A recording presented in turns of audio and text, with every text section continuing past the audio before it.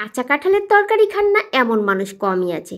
পাকা কাঁঠাল যদিও না খান, সে কিন্তু কাঁচা কাঁঠালের তরকারি ঠিকই খান। এতটা মজা, একবার খেলে এর স্বাদ মুখে লেগে থাকে অনেক দিন। আসসালামু আলাইকুম এভরিওয়ান, ওয়েলকাম টু রাহিমাইলা ব্লগ। নতুন একটি রেসিপি নিয়ে চলে আসলাম। আর আজকের রেসিপি গরুর মাংস দিয়ে কাঁচা কাঁঠালের তরকারি। এর জন্য আমি গরুর মাংস নিয়েছি কাঁচা কাঁঠাল। আর এই কাঁঠালটা আমি ফ্রোজেন করে রেখেছিলাম হালকা করে ভাপ দিয়ে, সেটা নিয়ে এবার গরুর মাংস দিয়ে রান্না করব। এই তো সব ধরনের মশলা সাজিয়ে নিয়েছি, বাটা মশলা, শুকনো মরিচ বেটে দিয়েছি, আদা রসুন জিরা এলাচ, তারপরে গোটা দারচিনি তেজপাতা লং সব নিয়েছি, হলুদ লবণ সব দিয়ে এবার আমি মাংসটা মাখিয়ে নিব। একে একে সব ধরনের মশলা আমি দিয়ে দিচ্ছি মাংসের উপরে। দেখেন কি সুন্দর দেখতে হয়েছে। বাটা মশলা দিয়ে রান্না করলে কিন্তু খেতে অনেক মজা লাগে, আর তরকারির কালারটাও কিন্তু অনেক সুন্দর আসে। এবার হাত দিয়ে ভালো করে সব মশলা আমি মাখিয়ে নিলাম মাংসের সঙ্গে। আর হাতে মাখা গরুর মাংসের স্বাদের কথা আর কি বলবো, সেটা তো আপনারা সবাই জানেন, নতুন করে আর কিছু বলছি না। এবার ঢাকনা দিয়ে ঢেকে রান্নাটা শুরু করে দিব। এই দেখেন কি সুন্দর কালার এসছে। আর শুকনা মরিচ বেটে দিয়েছিলাম লাল লাল করে, দেখতেই পাচ্ছেন লাল লাল শুকনা মরিচ বাটার তরকারিটা কতটা সুন্দর দেখতে হয়, আর খেতেও অনেক মজা হয়। যারা এখনও কাঁচা কাঁঠালের তরকারি খাননি, আপনাদেরকে বলছি একবার খেয়ে দেখেন না, কতটা মজা। এর স্বাদ আপনি ভুলতে পারবেন না অনেক দিন। খুব ভালো করে গরুর মাংসটা কষিয়ে আমি রান্না করব।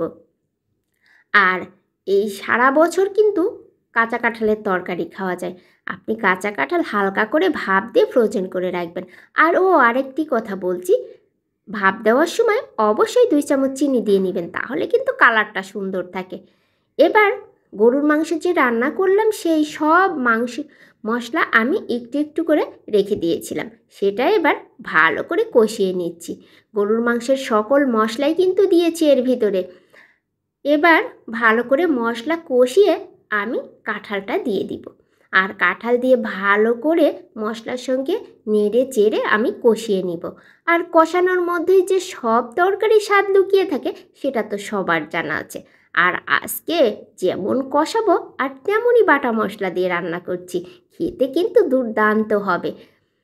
যারা এখনও খাননি তাদেরকে বলছি অনেক বড় মিস করে গেছেন। আর কুরবানির মাংস দিয়ে কাঁচা কাঁঠালের তরকারি খেতে অনেক মজা। আরও একটি কথা বলে নিচ্ছি, এই কাঁঠালের তরকারি কিন্তু চর্বিযুক্ত মাংস, আর এই যে আপনারা তেলটা খেতে চান না, সেই তৈলাক্ত মাংসই কিন্তু এই কাঁচা কাঁঠালের জন্য উপযুক্ত। তেলযুক্ত মাংস দিয়ে কাঁচা কাঁঠাল একবার খেয়ে দেখবেন কতটা মজা। আমি এবার রান্না করা মাংসগুলো দিয়ে দিচ্ছি, আর বেশি বেশি আমি চর্বিগুলোই দেওয়ার চেষ্টা করছি যেন খেতে মজা হয়। কাঁচা কাঁঠাল চর্বিযুক্ত মাংস দিয়ে খেতে অনেক মজা।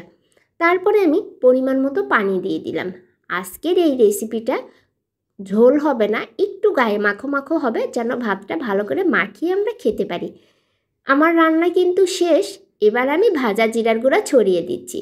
আর ভাজা জিরার গুঁড়ার সেন্টটা যে কত সুন্দর সেটা তো আপনারা সবাই জানেন।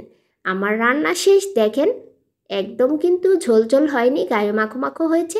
দেখতে যত সুন্দর হয়েছে, খেতে কিন্তু আরও বেশি মজা হয়েছে।